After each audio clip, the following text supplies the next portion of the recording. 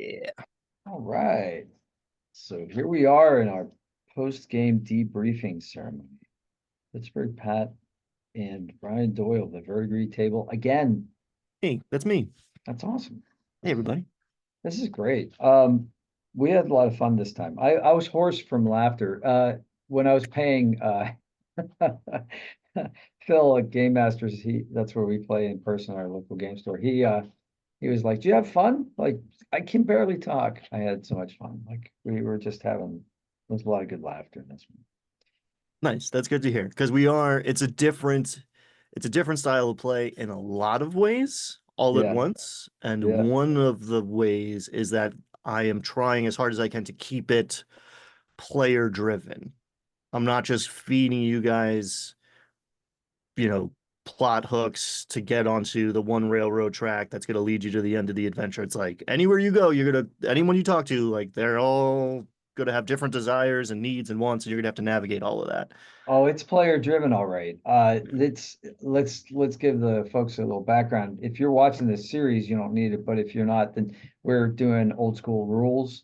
And Dolmenwood is a Kickstarter project that Brian has a pre-release kind of like access to, and so we're running through it. But we're basically doing like deadly D&D, so it's not 5e. We're close to the ground, and every hit point counts.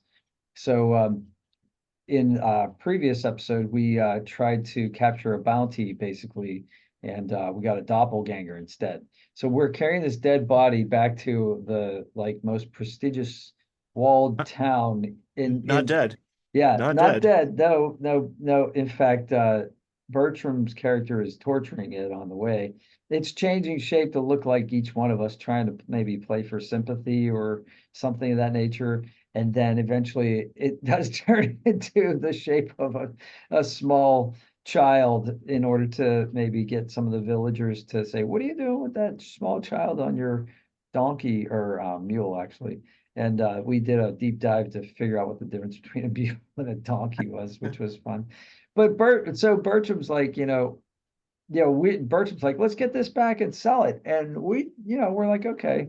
We went to the wrong town anyway, like from the quest giver. So like, and then the guards are like, you can't bring that thing in here. We don't want that monster inside our walls.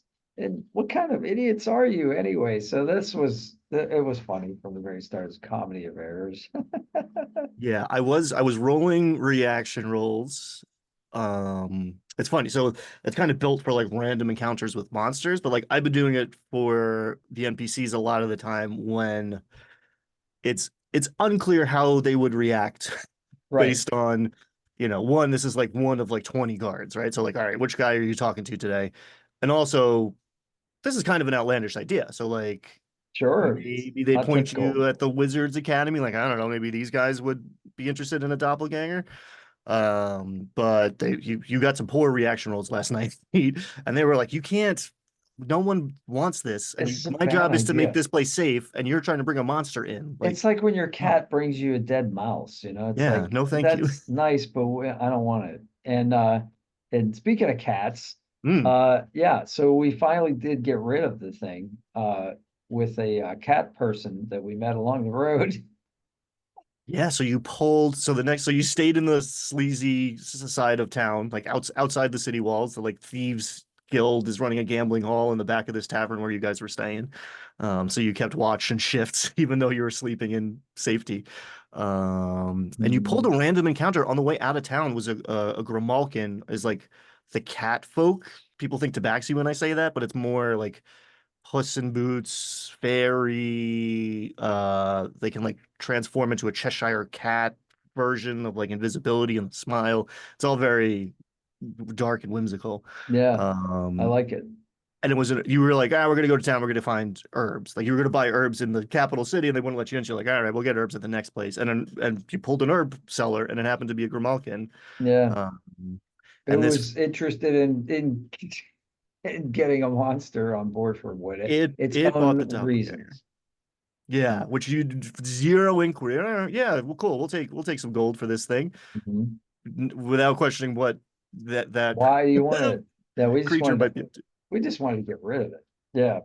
But the addition with your impossibly large smile Cheshire cat thing was a wonderful image, mental Mm, image, I thought. mm. And yeah, the stay at the tavern worked out pretty well. They had we had access to this kind of not really palatable, the most palatable pipe uh weed is a thing here. So like tobacco, like tobacco. So sorry about the tobacco references.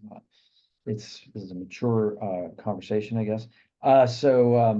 The yeah, so that's a big deal in Dolmenwood is mushrooms have abilities, food has abilities, ale has like effects, pipeweed has effects. So we found some that was a good stimulant for staying up and being a guard. So like that was nice. That turned out to be an advantageous thing because I hadn't really considered the useful effects of that, but now I'm starting to get into the world. That's the best and potentially the worst part of Dolmenwood, but the best part of Dolmenwood is everything is given that extra passive development, right? It's all very succinct. It's not like the history of the first person to cultivate this thing. It's just like boop bullet points, but it's a D20 list of common pipe weeds, and then there's like some uncommon stuff you can find as well. And they all smell a little different, different flavor, and like different potential uh effects, let's say Effects. Yeah, benefits and side effects. sure. Absolutely. I mean, yeah, I mean, consider, like if it's the type of thing where, the house blend is like, everybody's smoking the house blend and you walk in with something that smells extraordinarily different, maybe that has an effect, social effect or something like, Mm, oh, where'd you guys get that? So, hmm yeah, it's pretty cool. I like that. It gives it a little more, it gives it some atmosphere. And yeah, there was the lady talking about her treasure map. That was kind of interesting. We walk into the back to our town of Prigwort, and there's a sailor like kind of shaking his head. The lady's got a map, and that was was that a random encounter as well? That was a random account. I mean, she's a person in Prigwort that is super useful to know, Yeah, who you almost met a month ago, but you decided to like investigate the medieval banking system instead of like I kind of dropped a hint like there's a jeweler here, and yeah. that's like kind of but she has her grandfather's treasure map of like some buried treasure on an island somewhere, which is a big open-ended thing if you investigate it. So I attached it. It's funny, we were just talking about Ghost of Salt Marsh, and you're like, was this a Ghost of Salt Marsh thing? I was like, nope. Yeah. I connected it to Hot Springs Island, which is another old school sandbox thing. But like, Okay. it's gonna be a long time if ever we go down Yeah, that geographically, route. it's like off of our map, and Yeah, it's we don't even have the ocean on our map, and apparently this is an ocean kind of thing. But she's the town jeweler, and that's useful because we can convert gold, which weighs a lot, into jewels, which don't weigh a lot, and so we kind of figured out that kind of thing. And it's these kinds of practical things that make you think about what was life like back then, I mean, not that there were a lot of people running around with jewels in their pocket, but like if you were wealthy, how did you know, what did you do? And I think that's one of the reasons maybe that, jewelry was a thing, right? Like you carried some of your wealth with you. Sometimes you displayed it, sometimes you didn't, depending on where you were on the road, but or what impression you wanted to make. And so that was, so if you think about this in terms of practical life in medieval England or the continent, like how would you transport wealth from one place to another? yeah. Right. You're not pulling out a credit card. There's no wire transfer. You're not doing Apple Pay. How do you that for me that you can get lost in the weeds with that stuff pretty quickly when you go too far down like the gamey side of it. But I think we've done well, and Dolmenwood does it well. I feel like we often do it well at the table, hit or miss. Yeah. It adds to immersion big time, where it's like these like nuts and bolts practical considerations make you more in touch with the characters on the ground. This isn't the most pleasant thing to think about, but I just was thinking about like how do you store these gems? So you could put them in you could wear them obviously, but then they're kind of subject to theft if you get taken down. You could sew them into a belt, like a money belt kind of situation, or your clothing and that sort of thing. There's a story about the Romanov family during the Russian Revolution where they were held captive, and while they were captive, they sewed gemstones into their clothing, thinking, well, if we ever do have a chance to escape, then we'll have something to negotiate with once we're out there. And when they were being executed, when they were being shot by firing squad, the at first some of the soldiers were alarmed because there was an seemingly magical effect. Their bullets were being ricocheted, and it was the gemstones inside of their clothes that were Hmm. deflecting some bullets. At least this is an anecdotal story. I don't know how much of this is historically verifiable, but interesting, you know, gem armor, as it Yeah, were, yeah. And we Feels like have some a like high level dwarf stuff. right, and we have a Mossling in our party now who has pine cone armor. Well, we saw a representation of pine cone armor and what that might look like, which is kind of like almost like a scale mail. It's pretty cool. Yeah, Yeah, yeah. I didn't have a great. I think he's rocking bark, which is like a step up from the pine cone. I gotcha. forget what he's rocking. But yeah, the art is great in these books. Like, yeah, the art's fantastic. I've been doing my best to like snip and share stuff because it's all very like interstitial. It's not like here's a full page. It's like here's a little thing like everywhere, Yeah, dotted through. like the original D&D books, Yeah, where you'd have like a random picture yeah. that might be associated with the text or might not. Like the old school stuff. And there was such a variety of art in the original books, different levels of drawing styles and abilities. Um, yeah, so at one point uh we were talking about going back to the Crystal Caves, and it was like, no, I don't think so. Uh, and then we decided we were going to heal up, so we decided we were going to carouse again, which carousing effects are interesting. So, like, carousing is a way to get experience, right? Sell off some of your gold, because you're not going to carry all of it with you anyway, and gain favor maybe with some of the locals.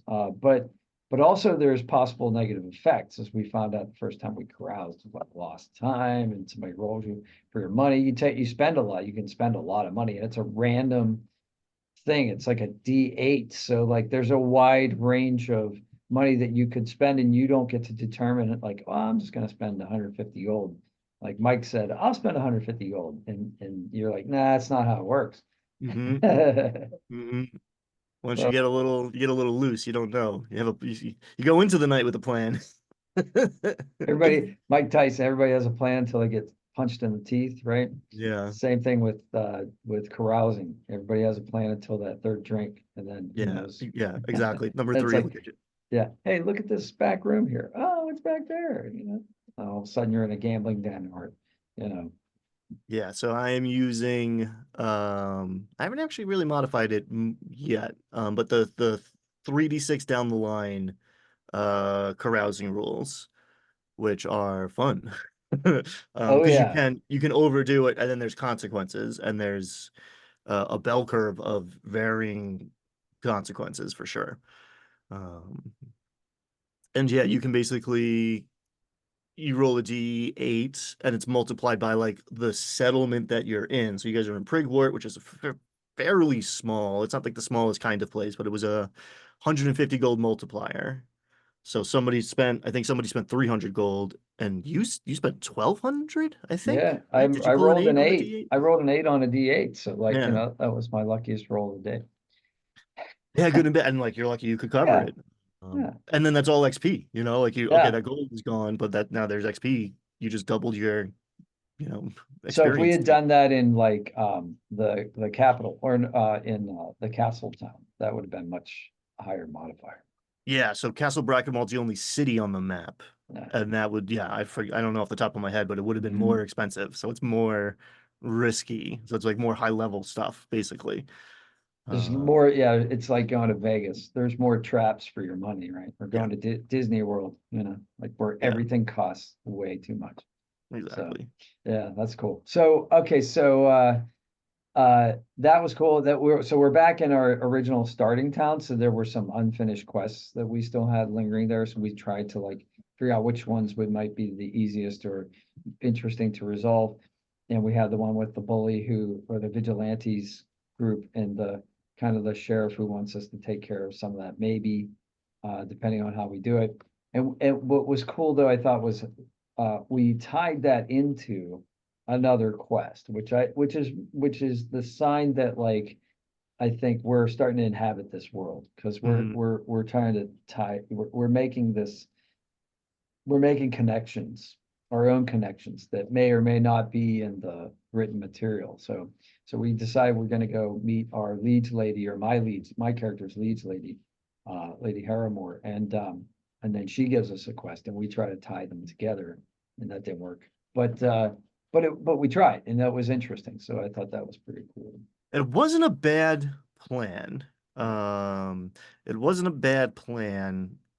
You were trying to get to Prigwort, you're like starting town more or less, answers to her. And you were trying to get, and like you serve her. So you were trying to get like some documentation or something to kind of like either pull the wool over this guy's eyes or actually like officially send him on a mission out of town of certain doom. But her daughter is missing, which you guys did not know walking in there. Right. That was clearly her priority. So I rolled for that as well, just because like it wouldn't take much for her to hand you some like letterhead or something. But you pulled snake eyes. Like you got the worst possible reaction roll. And she was Right. like, there's no like I'm not helping you with your side quest. You serve me. Yeah. Go find my daughter. Yeah. Like, Yeah, that was do kind of not tarry. the idea that I had at the beginning, but the other players were committed to the original plan, and that's fine. Yeah. But we have an out anyway, because it seemed like the town sheriff at Prigward was willing to give us some letterhead. So we can always try with him, and that would probably be enough to convince this, nobody that he's got official sanction.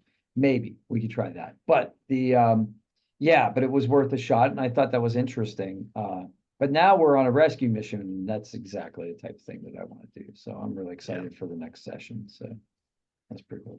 Yeah, it's important, especially in this setting, but I think in this in this style of play, to engage with the world, not the game. Because I see gamist tendencies come up, and I didn't intervene last night because I feel like I've said it a bunch of times over the sessions that these like tendencies of like, all right, like completist, right? I'm gonna get all the achievements. I'm going to string these things so it's the most efficient route through this game. And that's impossible. You're not going to complete everything. You're going to leave open loops. And so you have to decide what the priority is. And it could be, okay, what's the biggest payoff for us? Okay. Or what would my character's motivations be? And it might be what's the biggest payoff for us for some of the characters.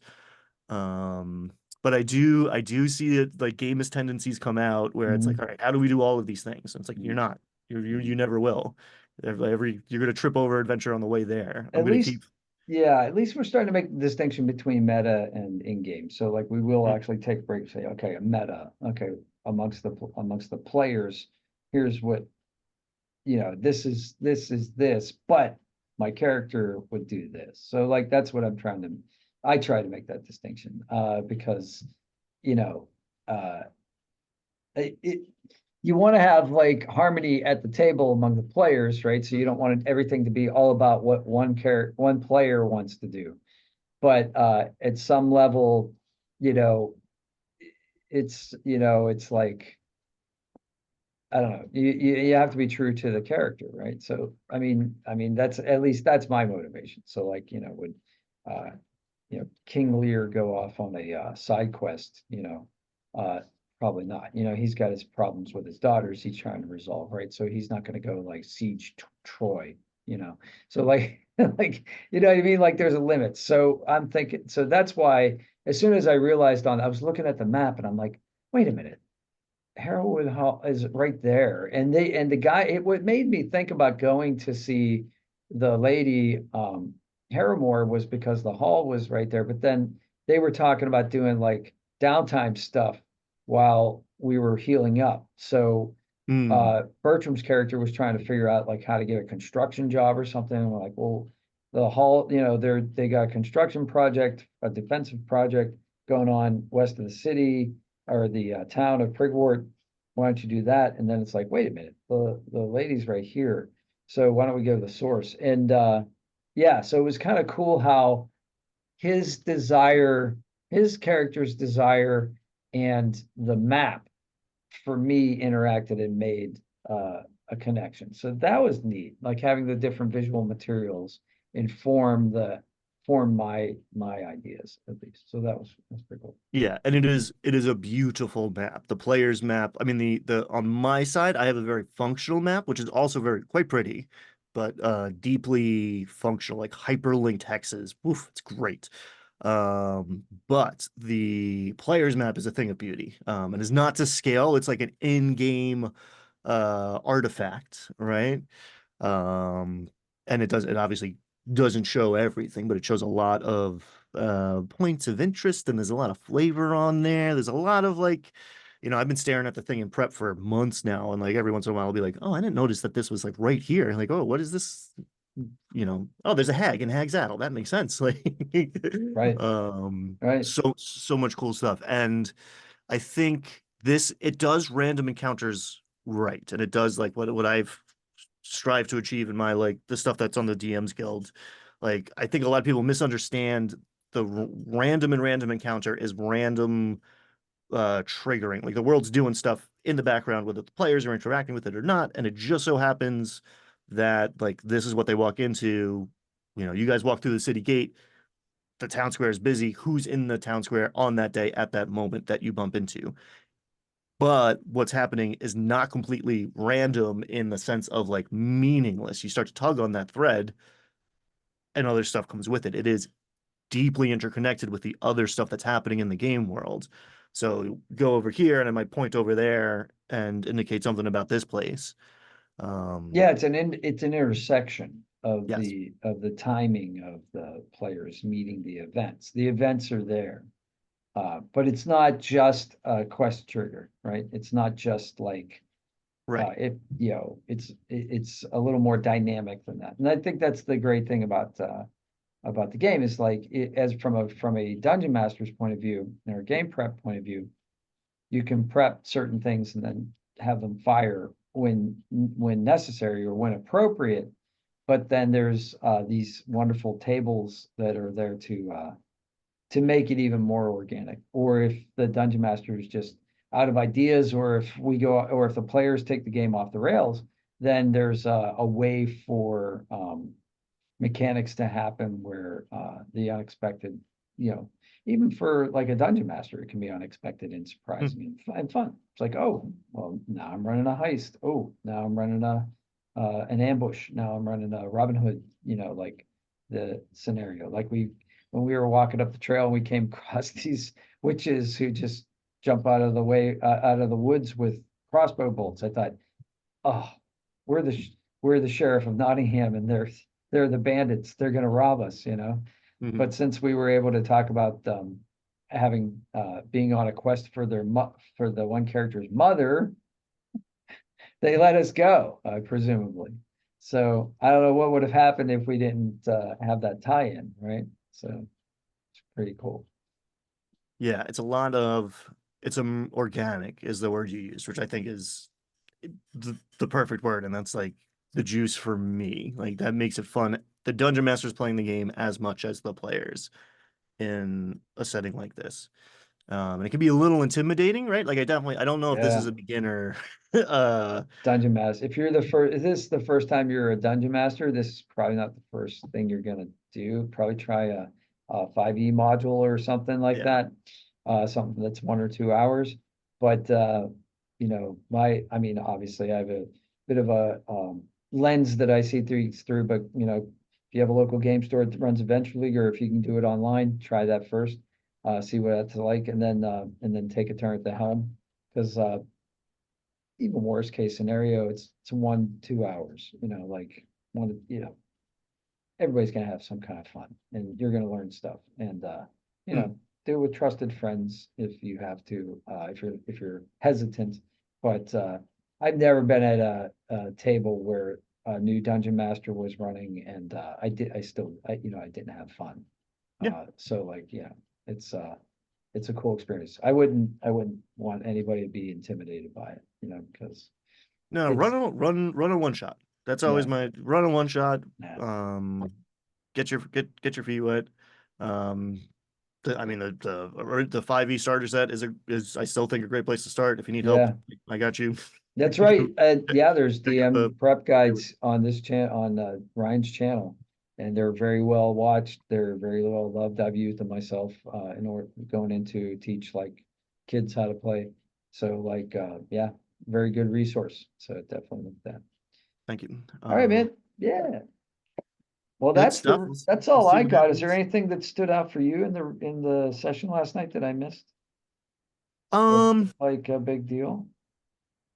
no, I am learning how to do less as the Okay. dungeon master. I feel, the responsibility for pacing falls on the dungeon master, and like you want to make sure everyone's playing the game. And we're in a public space with a bunch of people who are doing other things. So there's distractions in play. And we'll go on tangents and talk about like whatever. Something will remind us of something and we'll talk about a TV show or a movie for a couple minutes.